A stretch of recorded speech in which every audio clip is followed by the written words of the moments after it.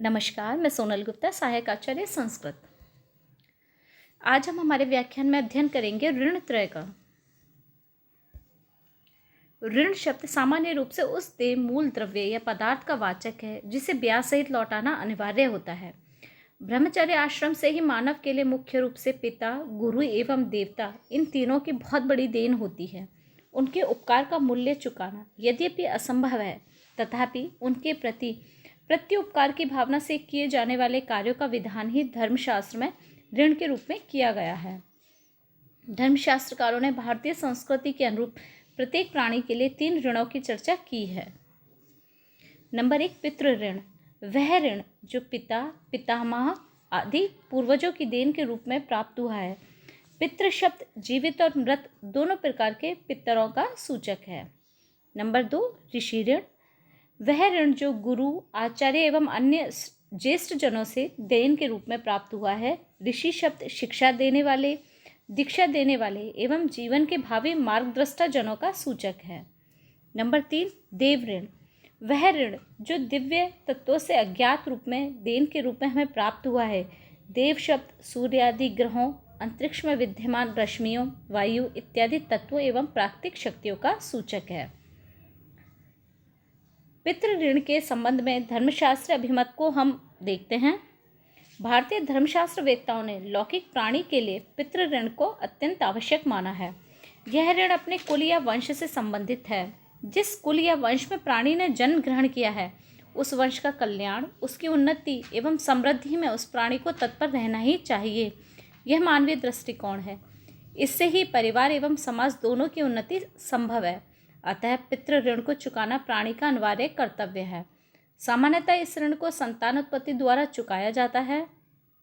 समाज के भविष्य से संतानोत्पत्ति का घनिष्ठ संबंध होता है। समाज का समृद्ध स्वरूप उत्तरदायित्व एवं कर्तव्यों के पालन में तत्पर रहने वाली भावी संतानों पर ही निर्भर होता है। अतः प्राणी को पितृ ऋण को चुकाने हेतु संतानोत्पत्ति एवं संतान को दायित्व बोध कराना अनिवार्य रूप से करनी है।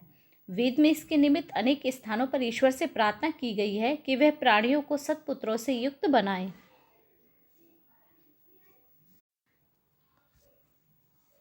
ऋषि ऋण। ऋषि ऋण के संबंध में धर्मशास्त्रीय मत का हम अध्ययन करते हैं। यह ऋण गुरु या आचार्य से संबंधित है। गुरुकुल में रहकर गुरु से जो विद्या ग्रहण की जाती है, उसके माध्यम से प्राणी को गुरुजनों की वर्षों की तपस्या, साधना एवं चिंतन का परिणाम ही प्राप्त होता है, जो उनके प्राणियों के लिए बहुत बड़ी देन रही है। प्राचीन काल में गुरु ऋषि होता था। वह शाश्वत सत्य का दृष्टा होने के कारण ब्रह्मचारी के संपूर्ण भावी जीवन का मार्गदर्शा भी होता था। गुरु अपने शिष्य को अपने पुत्र से भी अधिक चाहता था तथा उसकी योग्यता के लिए कटिबद्ध होता था, क्योंकि योग्य शिष्यों के द्वारा ही उनके गुरुजनों को जाना जाता था। गुरुजन भी निस्वार्थ होते थे। वे विद्योपार्जन के बदले में द्रव्यादि नहीं लेते थे। अतः गुरुजनों का ऋण ब्रह्मचारी पर सदैव रहता था। मनुष्य गृहस्थ आश्रम ग्रहण करने पर भी इस बात को ना भूले। अतः इस ऋण का महत्व दिया गया है तथा भारतीय समाज में इसे प्रतिस्थापित किया गया है। धर्मशास्त्र के अनुसार ऋषि ऋण को चुकाने का सर्वश्रेष्ठ उपाय स्वाध्याय है। गुरु ने जो विद्या उसे प्रदान किया, उसको संरक्षित एवं सुरक्षित रखने के दायित्व की पूर्ति ही ऋषि ऋण को चुकाने की प्रक्रिया में मान्य थी। कुछ लोग गुरुकुलों को व गुरुकुल में छात्रों की सहायता देकर भी ऋषि ऋण चुकाने का प्रयास करते थे। इस प्रकार कुछ योग्य शिष्य भविष्य में गुरु या आचार्य के पद को ग्रहण कर अन्य अनेक शिष्य प्रशिष्यों को वह ज्ञान प्रदान करते थे जो उन्होंने अपने गुरु से प्राप्त किया था।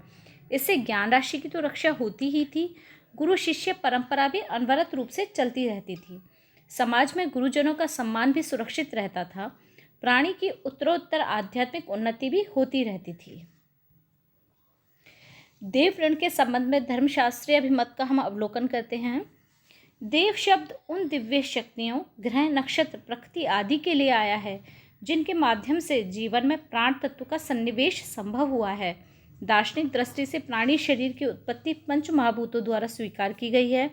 ये पंच महाभूत प्रकृति के 5 ऐसे घटक हैं जिनसे यह स्थूल शरीर आविर्भूत होता है। स्थूल शरीर में भी प्राण, आत्मा, मन आदि का उद्भव ग्रह नक्षत्रों की रश्मियों के सन्निकर्ष से संभव होता है। अतः मानव शरीर पर इन सभी दिव्य तत्वों का एक महनीय ऋण है। इस ऋण को चुकाना भी अनिवार्य है। अतः धर्मशास्त्र में देव ऋण को प्राणी, ईश्वर भक्ति, देव पूजा, प्राकृतिक शक्तियों की पूजा, ग्रह नक्षत्रों की पूजा, व्रत, उपवास आदि कार्यों के माध्यम से चुकाता है। सदाचार का पालन एवं सत्य का आश्रय भी इस ऋण को चुकाने का श्रेष्ठ व्यावहारिक उपाय है। समाज के विकास एवं भावी संतति के चारित्रिक उन्नयन की दृष्टि से इन तीनों ऋणों का सर्वाधिक महत्व था। समाज के विकास के लक्ष्य की प्राप्ति के लिए सभ्य होना ही आवश्यक नहीं था, उसमें सुसंस्कृत होना भी अनिवार्य था, ताकि मानव सभ्यता के साथ साथ संस्कृति का विकास एवं विस्तार संभव हो सके। जब सामाजिक प्राणी इन तीनों ऋणों के दायित्व बोध से युक्त होता है तो वह आत्म कल्याण के साथ साथ समाज कल्याण हेतु भी कटिबद्ध हो जाता है। जहाँ तक पितृ ऋण की पूर्ति उसके आत्म कल्याण में सर्वाधिक सहायक सिद्ध होती है, वह ऋषि ऋण की पूर्ति उसके मानसिक विकास एवं वैचारिक चिंतन की समृद्धि में पर्याप्त सहायक होती है। देव ऋण की पूर्ति से समाज में एक आध्यात्मिक वातावरण की सृष्टि होती है, जिससे धर्म के रूप में सामाजिक मर्यादाओं की सुरक्षा होती है। यद्यपि वर्तमान स्थिति में भारतीय समाज में इन ऋणों के प्रति मानव भावनाएं विश्रृंखलित हो गई हैं, तथापि इससे इनकी महत्ता न्यून नहीं हो जाती है। पाश्चात्य प्रभाववश भले ही हम अपने कुटुंब से विघटित हो जाएं या अपने गुरुजनों को सम्मान ना देवें या देवताओं का उपहास करें, फिर भी इससे तो यथार्थ में हम अपने दायित्वहीन व्यक्तित्व का ही परिचय दे रहे हैं। यही कारण है कि आज ना तो हम आत्म कल्याण ही कर पा रहे हैं और ना ही समाज कल्याण। राष्ट्र कल्याण एवं राष्ट्रीय एकता एवं अखंडता की रक्षा तो बहुत दूर की बात है। धन्यवाद।